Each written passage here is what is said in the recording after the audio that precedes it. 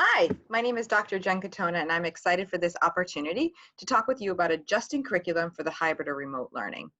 My hope for this video is that I am here now to say hello, and then I'm going to disappear and I'm going to walk you through a PowerPoint that I created that takes us step by step through a sample lesson plan, one that we might have used in our classroom, and how we can adopt that for this new way of teaching. I'm going to go back and forth between shared screens because I want to try to show you some other resources online that you can use. And we're all going to have great patience as we continue to work through technology together. So let's get started. I did a video previously on really dissecting the parts of a lesson plan. I'm going to go briefly over that now, but if it's something you think you need more help with, please take a look at that longer video.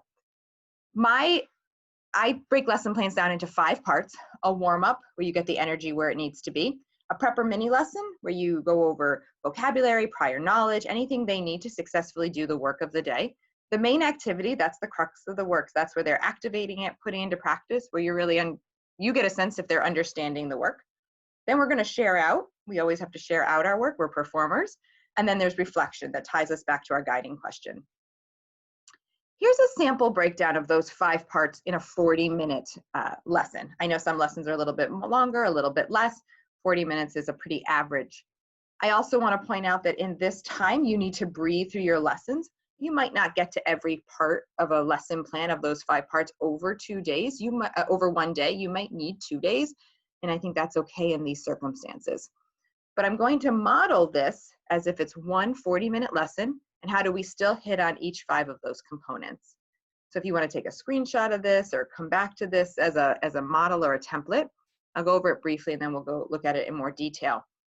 But those first 5 minutes, right, where that do now was, is really going to be important time for you as teachers as you enter rooms. Some of you might be pushing into rooms, some of you might be entering remotely, and students are kind of coming in a very different way. So you do want to engage them in some sort of work, both in person and remotely. And if you're in person, you're going to need time to sanitize, change your computers, and say goodbye to the other teacher. So there is some things to be done in those first few minutes. Then we'll all come together to warm up as a full class. Then we'll do our prepper mini lesson, and that might be a time to do some flip classroom where you're talking directly to at home while in school is doing something, and then a flip. And then a time to all of us to be together again as we share out. And we'll talk through in a minute about some creative and new ways that maybe everybody can be sharing their work, and then how we can be offering assessment through that. And then as always, there would be time for reflection and cleanup. Again, in that previous video I referenced, I talk us through a lesson plan using Greek chorus for monologue work, and I'm going to reference that again now. So if you want more context for this lesson plan, please check out video 2. But briefly, this is a lesson as part of a monologue unit. It's lesson 3, exploring elements of Greek chorus to strengthen monologue work. The purpose is to help my students explore physical gesture and vocal tone to strengthen their vocal intonation in their monologue work. My essential question is, how does the exploration of Greek chorus impact our monologue work? And for prior knowledge, students are familiar with tableau and class warm-up and ritual, and they all need their Greek myths. I have some materials that I need for them for this to be a successful lesson. Great, so the do now. This is where I'm gonna have to do one of my stop shares to show you another resource. But the do now is gonna be a time, as I said, where you're gonna be coming into the classroom.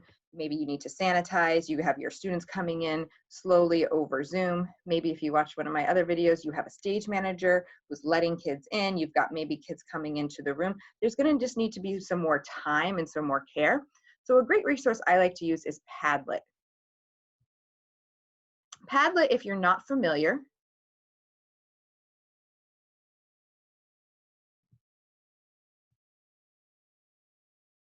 is it's like taking our Post-its and our chart paper into a virtual setting. So if you're not familiar with Padlet, you get a couple free, but then you can pay. It's a very reasonable monthly subscription. And you click on this little X down here that turns into a pencil. And when you click on it, there's your little Post-it.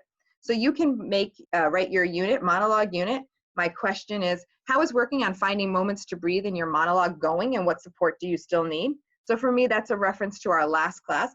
A student can write, I'm doing well, need more time with my script, right? Then they hit it, and it gets posted on this corkboard. You can adjust the backdrop to any way you want it to look. You also, as the teacher, because you notice it'll say awaiting approval, you get a little notification. So if it wasn't inappropriate, if that was a concern for you that maybe somebody might write something inappropriate, you can approve it. You hit approval, and then everyone can see everybody's. You can use Padlet two different ways. You can have just your remote students doing Padlet. You can send Padlet ahead of time for them to come to class ready to, with the question all ready to go. You can have everybody in your class on Padlet, so people both in school and at home can hop on Padlet so everybody can see everybody's all at once. Or you can have your in-class students maybe write these on actual Post-it notes that they can, in a socially distanced and safe way, put on a chart paper. So there's a lot of variety about how you can use Padlet. But I'm a big fan of it, and for me, Post-its on chart paper was the hardest thing for me to give up in remote learning, and so this has been a great resource.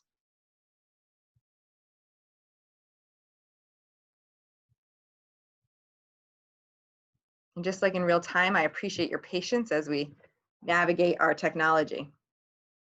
So now we're about 5 minutes into our lesson. We've done the Padlet. I've gotten some reflections on the homework that I gave them. I have a sense of where my students are. I'm ready to then plan my next lesson after this Greek chorus lesson on monologues, right?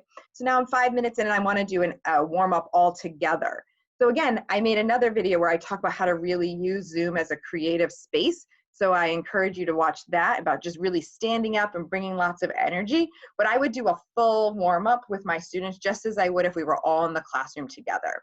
My only modification for that is if we're not in a circle and you wanted to do something where maybe everybody goes around, it's just being really clear and intentional in the order of how you're going to call on students. Now, either as teacher, you're going to call on each of them. You've assigned a student role to be the person who calls on everybody.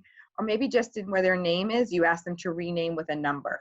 Maybe they wear name badges and that has their number on it. Whatever mechanism or system you want to use so that we're still going around. But I would have everybody get up and do our warm up together. I would do an activity called Show Me, where I have them create tableaus and still images with face, body, and gesture, all showing me some different adjectives or feelings. So fear, nervousness, exhilarated, whatever that means to them.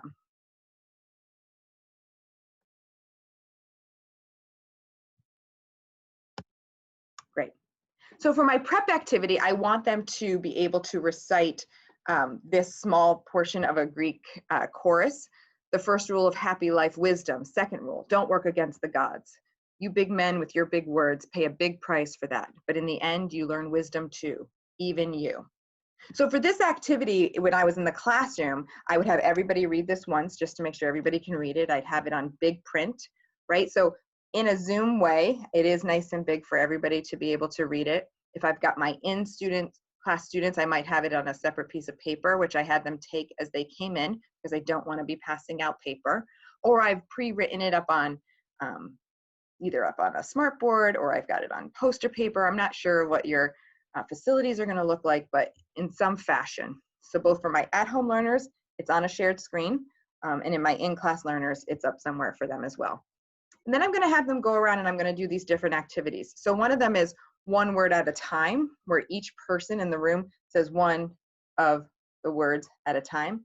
And again, this is going to take a while, but I'm going to have pre-numbered them in my warm-up. So that was whatever order I established in my warm-up, and I took the time to do it then, I'm going to use that same order here in my prep. And then I'm going to debrief each time. And I'm going to do this all together with everybody. Or, and this is the or, if it feels too much going back and forth, I can have my at-home students, I can flip things, right? And I can have my at-home students watch a video while I work with my in-class students for 15 minutes and kind of teach this lesson and then flip it. And I'm going to show you about that in a minute. So my goal is to have people explore the different ways that the Greek chorus can be impactful. And again, I'm either going to do that all together, or I'm going to just do this just with remote or just with in class. And I'm going to show you in a moment what the other group was doing. So after each strategy after one word at a time, or add a word where I talk and then you talk and we talk together. Then we add a third voice and a fourth voice. I want to take time to reflect on those. And so again, whereas if I was in the class, I just go over to my whiteboard and I would write down the criteria or the adjectives, there's different ways that I can be doing this now. So one of the ways, right, is the Jamboard. One of the ways is the whiteboard function on Zoom, if you're not on Zoom. I'm just a fan of just good old-fashioned Google Doc.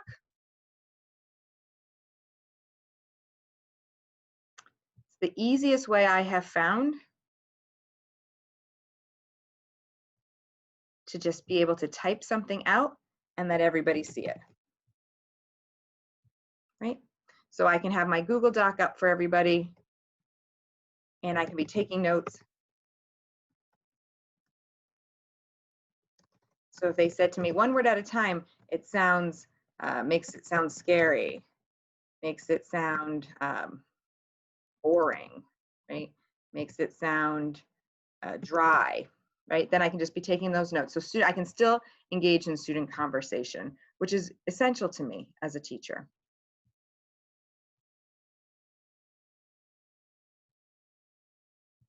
Again, real time, thank you for your patience. Another last of the possible ways you can still engage in student conversation is through the chat room. People can be writing things in the chat room if you agree that everyone's going to save them.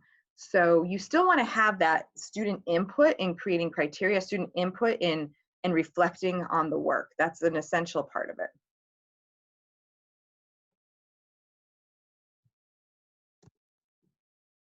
Great. So the big part of the work for this is I want, after everybody kind of explored the different ways that we can, a Greek chorus might tackle a piece of text. One of the other ways was there's a singular voice, but all the chorus comes in and repeats maybe one word really strongly. Now I want them to work in small groups, and I'm going to give them the task of they have to physicalize a couple words, they have to choose two of my strategies for using the words vocally, and they have to put that together into a small piece, right? Again, that's a challenge if I've got students at home and students remote. So my at-home students, I might, again, depending on how many I have, put them in a small breakout room. And again, in a video I created where I showed how can we explore this Zoom box as our creative space. So take a look at that and see all the fun and creative ways you can do that. And then in person, again, I really want to play around with my depth, and I explore that a lot in that video as well. And then I'm going to share out, and that's going to be one of the places we need to get really creative in our work. So you can have your students in class share out just as they would, but your at-home students are going to need some more time. I think it's going to be challenging for them to really work out all of the intricacies of their Zoom creative space.